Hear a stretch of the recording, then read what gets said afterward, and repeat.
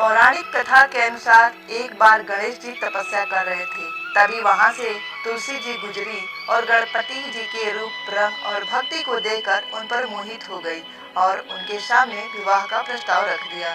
लेकिन गणेश जी ने खुद को ब्रह्मचारी बताते हुए तुलसी जी का विवाह प्रस्ताव ठुकरा दिया, जिससे क्रोधित होकर तुलसी जी ने गणेश जी को श्राप दिया, तुम्हारे 2 विवाह होंगे।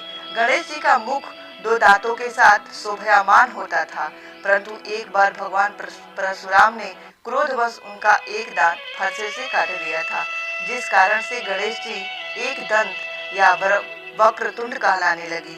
लेकिन उनके इसी दांत और लंबोदर रूप के कारण कोई उनसे विवाह करने को तैयार नहीं होता था।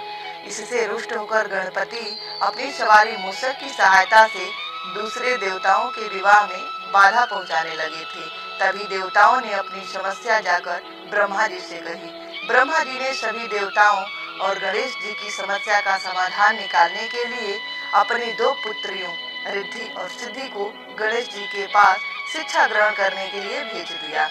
जब भी गणेश जी किसी देवता के विवाह में बाधा पहुंचाने जाने वाले होते, उसी समय रिद्धि और सिद्धि उनसे कोई प्रश्न पूछ लेते, जिससे उनका ध्यान बढ़ जाता था और उधर देवताओं का विवाह निर्विघ्न संपन्न होने लगा। गणेश जी को जब तक इसका आभास हुआ तो वो रिद्धि और सिद्धि को शाप देने लगे। तभी अचानक ब्रह्मा जी ने रिद्धि और सिद्धि से उनके विवाह का प्रस्ताव रख दिया, जिनके लिए गणेश जी तुरंत मान गए और उनकी स्वीकृति से एक साथ रिद्धि और सिद्धि से उनका विवाह संपन्न हुआ, जिनसे इन्हें शुभ और लाभ पुत्रों की प्राप्ति हुई।